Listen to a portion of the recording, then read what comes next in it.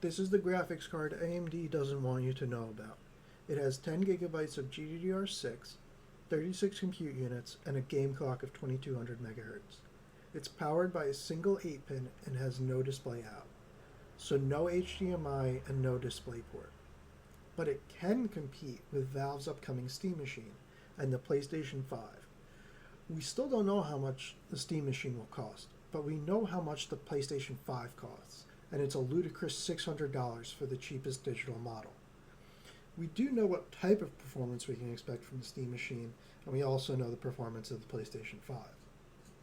Unfortunately, getting that performance with more than 8 gigabytes of VRAM has become quite expensive in 2026, with the rare RX 6700 10 gigabytes still going for $250 plus on the used market, and its older brother, the 6700 XT, going for a little more than that. Combined with the increased storage and RAM prices, building a gaming PC has become incredibly difficult. The RAM shortage has affected every part of a PC build and reminds me of the GPU apocalypse of 2021, when crypto miners bought up any PC component that wasn't nailed down. Interestingly, it all comes full circle, and the crypto mining boom that once plagued us may just provide us a solution. You see, AMD and its add-in board partners wanted in on the pie and started selling their GPUs directly to miners, even if they don't admit it. With some alterations, of course. They wouldn't want everyday consumers to find piles of cheap graphics cards after the crash. And that's exactly where the G Pro X080 comes in. $110 for an RX 6700 10 gigabyte that has full functionality but no display out. First thing we need is a processor with integrated graphics. It doesn't matter if it's AMD or Intel. Then we just need to make sure our BIOS is set to still display out of the iGPU if a graphics card is detected. Then we just need to sprinkle in a little bit of Linux. I went with CachyOS Desktop, but most distros should work for this. Setup is normal, and we just ensure games run on our dedicated graphics card by selecting the option in the application settings. I recommend Plasma for this. And once that setting is selected, we're good to go. We can just install our games through Steam and play them just fine. So with that out of the way, let's get into the benchmarks.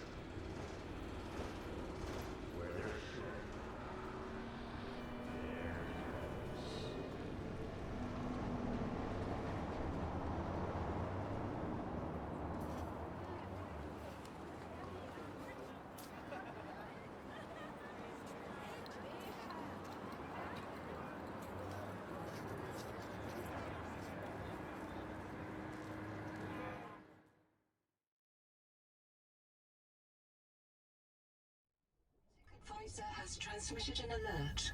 Return to the life pod at your convenience.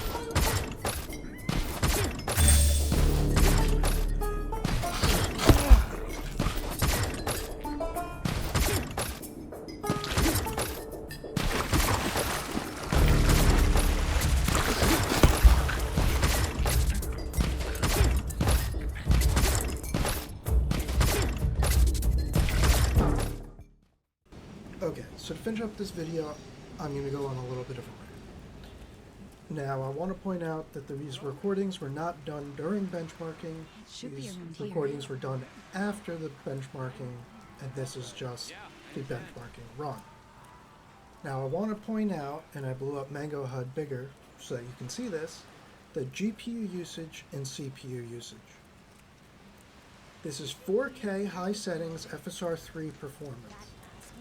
And my 7900X cannot feed the RX 6700 enough data to not bottleneck it in Resident Evil 9. What you are seeing is the real performance penalty from Denuvo anti-tamper. Capcom insists on putting this in every single one of their games, and it absolutely destroys performance. You also can't inject FSR4 into this game because of that same Denuvo anti-tamper. Capcom, get this out of your games.